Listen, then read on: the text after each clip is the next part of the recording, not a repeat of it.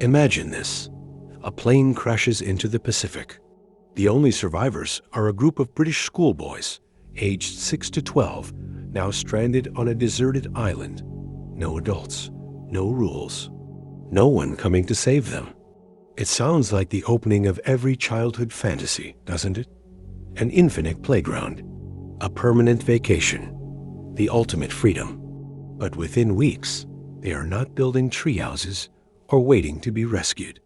They are hunting one of their own through the jungle with sharpened sticks. They have painted their faces like savages, and under the paint, they have become something unrecognizable.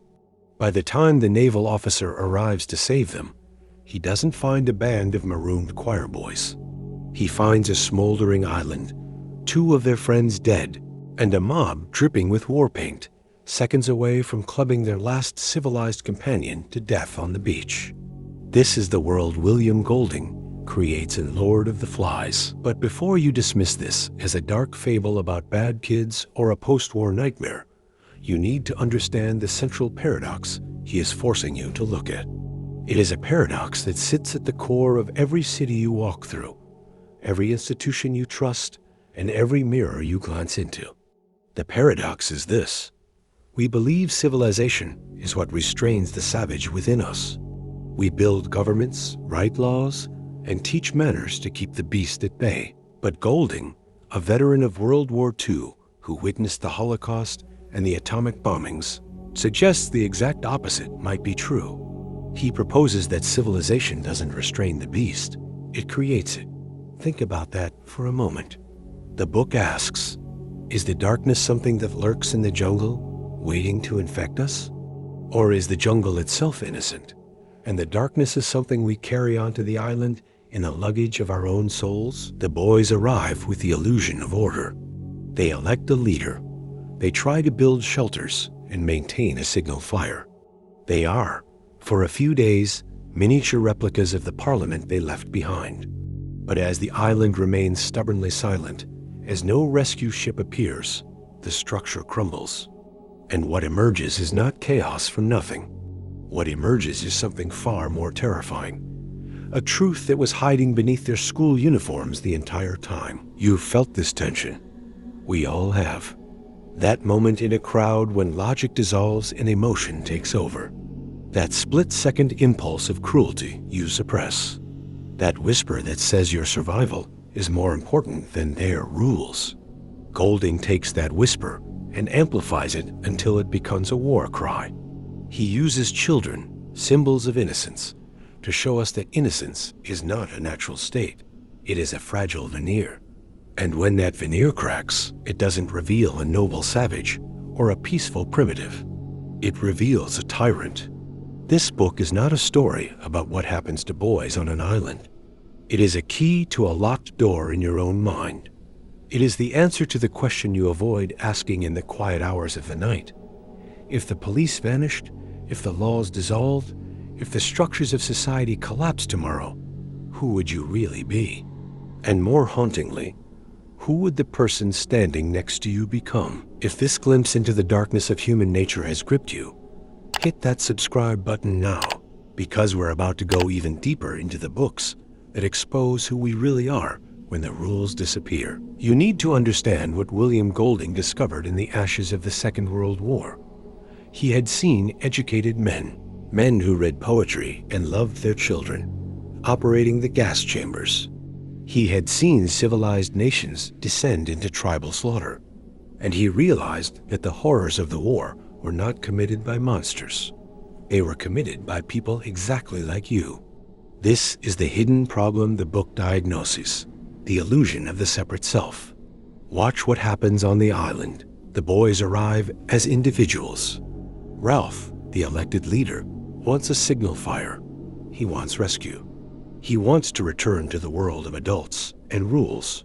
But Jack, the head choir boy turned hunter, wants something else. He wants meat. He wants power. He wants the thrill of the kill. Here is the diagnosis Golding offers. Jack does not become evil because the island is evil. He becomes evil because he discovers that his individual identity can be merged into something larger.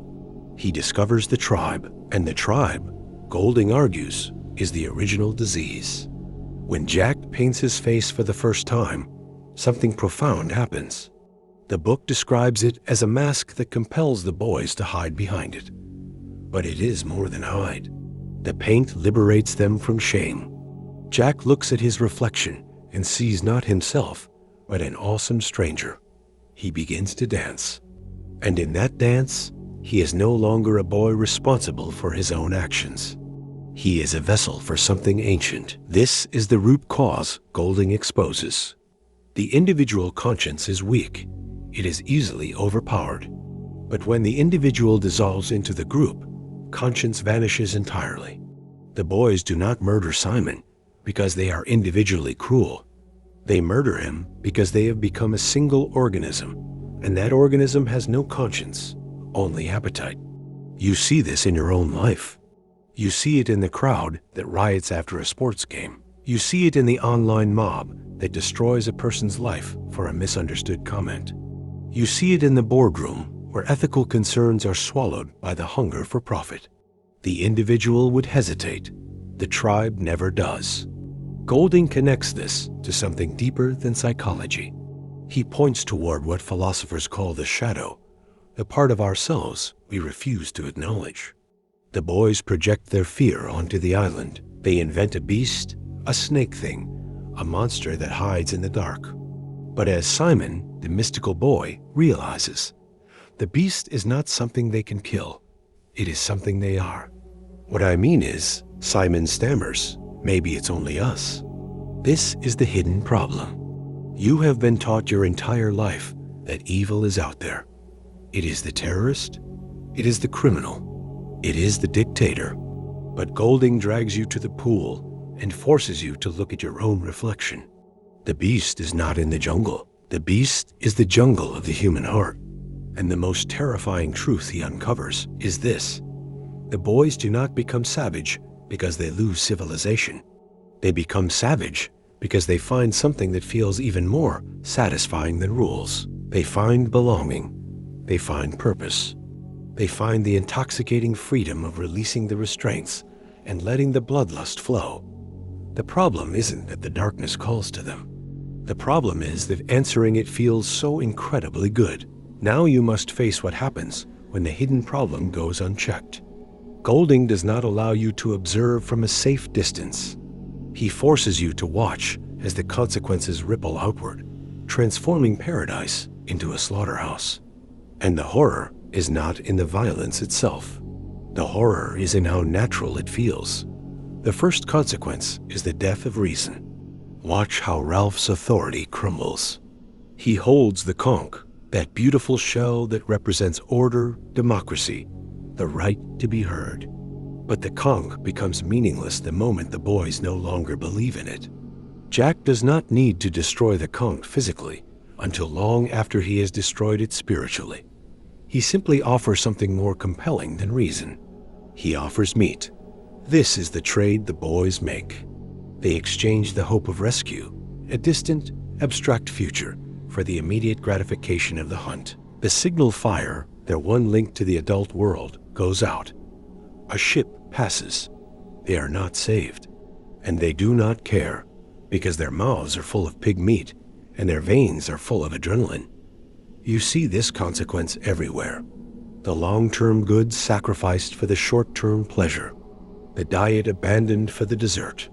The relationship destroyed for the affair. The planet burned for the profit. Reason is always the first casualty, because reason requires patience, and patience requires a sense of self that extends beyond the present moment. But the tribe does not live in the future. The tribe lives in the now, and the now demands blood.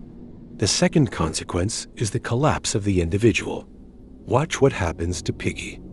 He is the intellectual, the fat boy with asthma and glasses, the one who believes in logic and grown-ups and the power of the conch.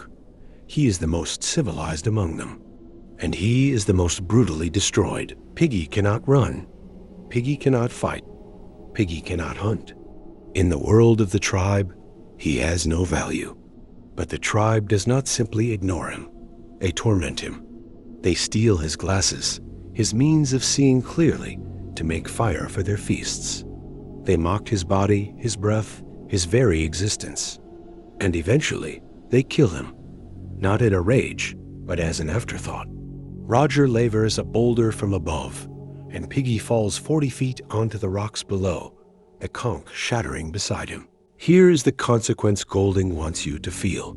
When the tribe takes over, the individual becomes not just irrelevant, but offensive. The misfit, the thinker, the one who asks difficult questions, these are not simply tolerated. They are exterminated, because their very existence is a reminder that the tribe is not the only reality. The third consequence is the reinvention of evil as good. Watch the transformation of Roger. Early in the book, he throws stones at the Litlands, but he throws wide. The taboo of the old life still holds him back. There is a shell of civilization around him. But by the end, that shell is gone. He sharpens a stick at both ends, a stick designed not to kill quickly, but to offer a severed head as a gift to the beast. He becomes the executioner without hesitation. This is the final, terrifying consequence. Morality does not simply disappear. It inverts. What was once unthinkable becomes sacred. The boys do not believe they are becoming evil. They believe they are becoming free. They offer the pig's head to the beast, worshiping the very darkness they have created. They have built a world where cruelty is communion, where murder is ritual, where the savage is the saint.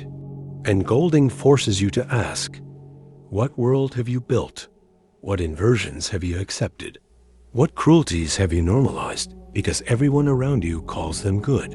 If you're feeling the weight of where this story is heading, drop a comment telling us what terrifies you more, the savagery on the island or the savagery we ignore in ourselves every single day.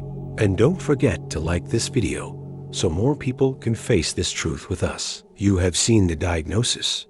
You have watched the consequences unfold. Now you are waiting for the solution. You want Golding to offer a way out, a prescription, a method to keep the beast at bay. But here is where the book delivers its most brutal twist. There is no escape, not in the way you want. The path Golding offers is not a strategy for defeating the darkness. It is something far more radical, far more difficult, and far more necessary. It is the path of relentless, terrifying self-awareness. Look at Simon. He is the key. The other boys hunt pigs. Simon hunts truth. While the tribe dances and feasts and descends into savagery, Simon climbs the mountain alone. He does not run from the beast. He goes to find it. And what he discovers is not a monster with teeth and claws. It is a dead parachutist, tangled in his lines, inflated by the wind. A corpse dressed in the remnants of civilization, flapping absurdly on the mountaintop. The beast is dead. The beast was never alive. It was only the shadow of the adult world, the violence of the grown-ups, projected onto the island by boys too afraid to look within. This is Golding's prescription. Not to build better laws or stronger institutions, not to pray harder or educate longer, but to have the courage of Simon, to go alone into the darkness, to face the thing you fear most and discover that it is only yourself reflected back. Simon understands what the others cannot. The beast is not something you kill. It is something you integrate. It is the shadow you acknowledge, the impulse you recognize, the capacity for evil you accept as your own. Simon does not try to destroy the Lord of the Flies, that grotesque pig's head on a stick, swarming with flies. He confronts it. And in that confrontation, he hears the truth. Fancy thinking the beast was something you could hunt and kill. You knew, didn't you? I'm part of you. This is the moment of resolution. Not victory, but recognition. The Lord of the Flies, literally translated as Beelzebub, a name for the devil, is not an external demon. It is the name for the human capacity to pretend our darkness belongs to someone else. Simon tries to bring this truth to the others. He crawls from the forest, weak and bleeding, to tell them the beast is just a man, but they do not listen. They are deep in their tribal dance, their chants of kill the beast, cut his throat, spill his blood, ringing through the night. They see Simon emerging from the darkness, and in their frenzy, they mistake him for the beast. They descend on him. They tear him apart with their teeth and hands. The messenger of truth is murdered by those too lost in the mob to hear him. This is Golding's prescription, and it is devastating. The path to resolution is not a path the tribe will walk with you. It is a path you must walk alone. It requires the courage to be Simon, to see clearly, to know yourself completely, to accept that the beast lives within you. And it requires the even greater courage to accept that the world may not want your truth. The world may kill you for it. But here is the paradox within the paradox. Simon's death is not meaningless. His body is carried out to sea by the tide, surrounded by glowing phosphorescence, as if the universe itself is honoring his passage. The truth he discovered does not die with him. It waits for you. It waits for anyone brave enough to stop dancing and start seeing. The naval officer stands on the beach, looking at the chaos before him. He sees a ragged boy with red hair and another boy, filthy and weeping, surrounded by hunters with painted faces and sharpened sticks. He frowns, disappointed. I should have thought that a pack of British boys would have been able to put up a better show than that. This is the final sentence of the story. And in it, Golding delivers his ultimate revelation. The officer sees the island as a game. He calls it fun and games. He assumes the boys were playing at savagery the way they played at everything else. He has no idea that 2 boys are dead. He has no idea that a tribe has hunted another child through the jungle. He sees only children behaving badly, not the abyss that opened beneath their feet. And here is the truth that ties everything together. The officer is not different from the boys. He is the same. He stands on the deck of a warship, a machine built for killing, in a world engulfed in the largest war in human history. He is part of a civilization that has firebombed cities and incinerated hundreds of thousands. He is the grown-up version of Jack. He simply has better uniforms and more sophisticated weapons. The novel ends with Ralph weeping. He weeps for the end of innocence. He weeps for the darkness of man's heart. But most of all, he weeps for the truth that the officer cannot see. The beast is not on the island. The beast is on the ship. The beast is in the uniform. The beast is in the adult world that sent those boys to war in the first place. This is Golding's final synthesis. Civilization does not cure savagery. Civilization is savagery with a flag. The rules you follow, the laws you obey, the structures you trust, these are not barriers against the darkness. They are the darkness, organized and efficient and respectable. The boys became killers without uniforms. The adults became killers with them.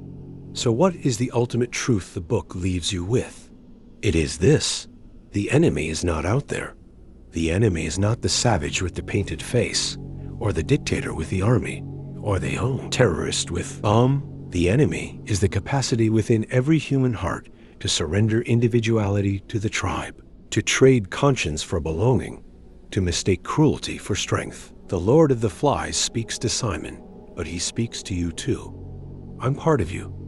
Close your eyes and you can hear him. In the crowd that cheers for execution, in the mob that destroys a life for sport, in the nation that celebrates war, in the mirror when you refuse to look too closely. Golding offers no comfort. He offers only awareness. The book is not a warning about what happens to bad children on deserted islands. It is a warning about what happens to humans in the absence of self-knowledge. The island is not a special place. The island is everywhere. The island is your school, your office, your city, your world. And the beast is not coming. The beast is here. Ralph wept, and perhaps you weep too. Not for fictional boys on a fictional island, but for the truth you can no longer unsee. The garden was never innocent. The fall was not a single event. It happens every time a human chooses the tribe over the truth, the comfort of belonging over the loneliness of seeing clearly. The naval ship turns away. The island vanishes into the horizon. But the question remains, hanging in the air like smoke from a dead signal fire. When your civilization crumbles, when your rules vanish, when your masks fall away, who will you be? Will you be Jack, hungry for power and belonging? Will you be Roger, cruel without conscience? Or will you be Simon, brave enough to face the beast alone, knowing the truth may cost you everything? The book ends, but your answer is still being written.